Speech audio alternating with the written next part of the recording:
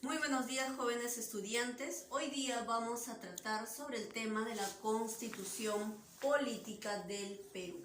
¿Cuál es el concepto para nuestra Constitución? Recuerda que la clase pasada estábamos hablando sobre las pirámides jerárquicas, ¿sí o no? O las normas jurídicas dentro del Estado peruano. Y como ya se había explicado, recuerda que la Constitución Política del Perú es la máxima norma jurídica del Perú, o sea, es aquella primera ley existente dentro del Perú. Recuerda que dentro de esta Constitución y esta ley fundamental es la que va a dar forma a las instituciones y va a establecer a la vez las funciones y las limitaciones que ellas deben poseer. Recuerda que también dentro de la Constitución vamos a encontrar todos los derechos, ¿verdad?, que corresponde a la persona, ¿verdad?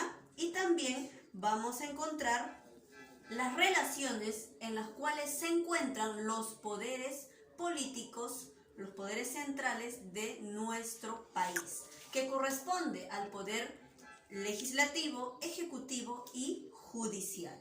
Muy bien, vamos a pasar a la estructura. Nuestra estructura de la Constitución Política del Perú se divide en tres. Tenemos al preámbulo, tenemos a la parte dogmática y a la parte orgánica. Dentro del preámbulo vamos a encontrar a la portada de la Constitución, a su presentación y a la justificación. En la parte dogmática vamos a encontrar a todos los derechos de primera generación que corresponde a quién.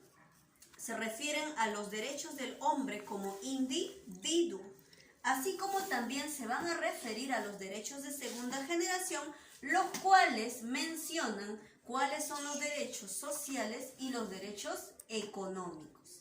Luego tenemos en la tercera parte a la orgánica.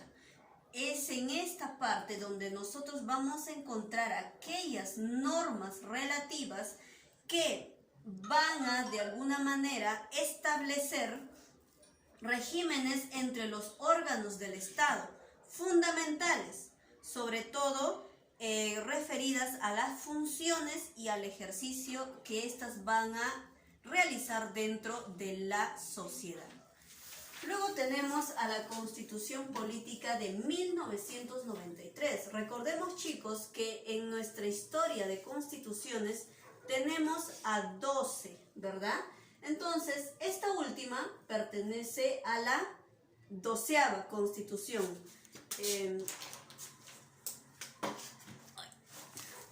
Pertenece a la 12ª Constitución Política del Perú. Entonces, esta es la última que se ha logrado aprobar hasta el momento. Esta ha sido dictaminada por un Congreso Constituyente Democrático. Recuerda que esta la ha presidido uno de los que encabezaba al partido político Cambio 90, el cual también pertenecía en ese entonces al presidente Alberto Fujimori. ¿A quien nos referimos? A Jaime Yoshiyama. Entonces, sabemos que dentro del gobierno de Alberto Fujimori, que ha durado de 1990 hacia el 2000, se ha dado un autogolpe el 5 de abril de 1992. Entonces, esta constitución política, la de 1993, tenía un objetivo. ¿Cuál era el objetivo? Era pues el validar jurídicamente este autogolpe, para que obviamente este expresidente no sea denunciado. Ahora, su aprobación de esta constitución ha sido dictaminada por un referéndum. ¿Qué quiere decir referéndum? Es la consulta popular que se le va a hacer a la población. Esta se va a realizar un 31 de octubre de 1993. Luego tenemos pues las diferencias entre la anterior constitución que hemos tenido con la actual que tenemos. La constitución que hemos tenido dictaminada anterior al 93 es la de 1979, dictaminada en el gobierno de Morales Bermúdez. Entonces, Vamos a hablar sobre las principales diferencias. Vamos a empezar con las diferencias de los derechos fundamentales, de la 79 a la 93. En este caso, en la 79 nos dice que la persona para esta Constitución es el fin supremo de la sociedad, ¿verdad? Pero en la 93 hay una diferencia. Aquí la persona y la Constitución busca la defensa de sus derechos y el respeto a la dignidad. En pocas palabras, maquillan un poquito más el hecho de ser ciudadano dentro del país, ¿verdad?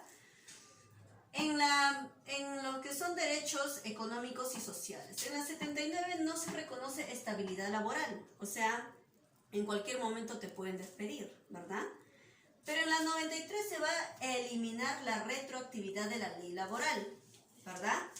Es, también una propuesta maquillada a lo que antes conocíamos, porque no es un cambio, un cambio drástico dentro de lo que es la estabilidad laboral.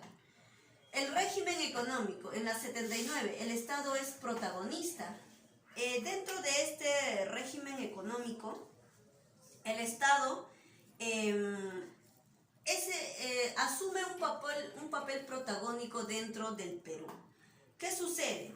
Que aquí la economía, sobre todo con referente a las actividades empresariales del Estado y la reserva de áreas productivas para el Estado, son propiamente de él. En cambio, en la Constitución de 1993 tiende a ser este régimen económico de carácter subsidiario.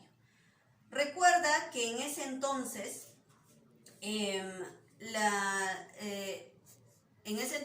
el gobierno de Alberto Fujimori, ¿qué hizo? Privatizó, ¿verdad? Privatizó empresas, también las nacionalizó, ¿verdad? Pero solamente se expropiaba nada más. Pero en cambio, luego vamos a ver que en el régimen de la propiedad sucede algo distinto a lo que sucedía en este régimen económico. ¿Qué va a pasar?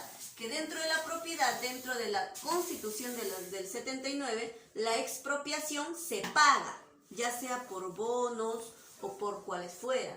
En cambio, en la 93 se elimina la figura del interés social. Aquí solamente existe la expropiación, la privatización, sobre todo de las empresas privadas.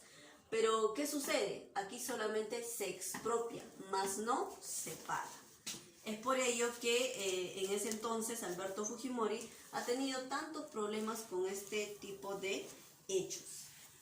Luego también podemos mencionar que la iniciativa de esta Constitución Política del Perú la ha tenido pues en ese entonces, obviamente por intereses, ¿verdad?, particulares, el gobierno pues del señor Alberto Fujimori, que nos referimos al presidente de la República, con la aprobación en ese entonces de su Consejo de Ministros.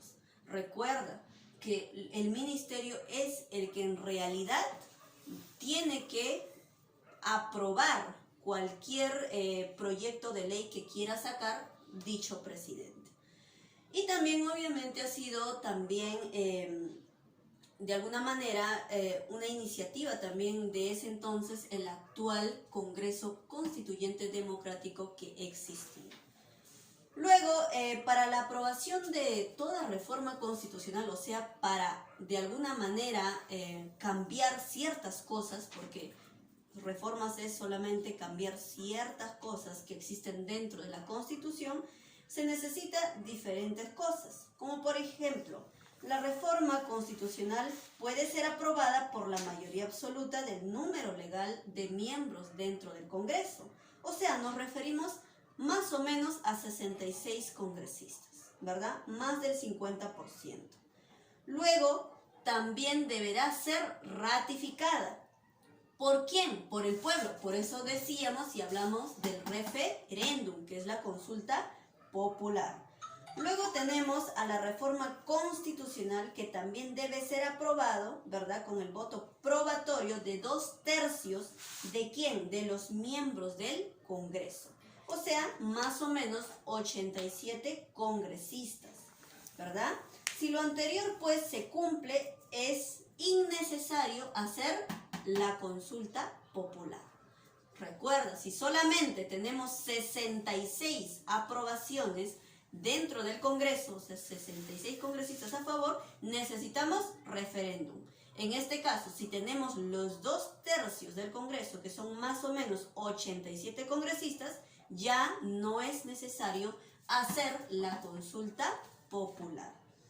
Luego, pues, se dice también que en ninguno de los casos el presidente de la República puede observar la reforma, sino tan solo se limita a la promulgación, o sea, al dictamen de la nueva Constitución. Muy bien, chicos, con esta explicación hemos terminado, pues, de hablar sobre la Constitución Política del Perú. Gracias.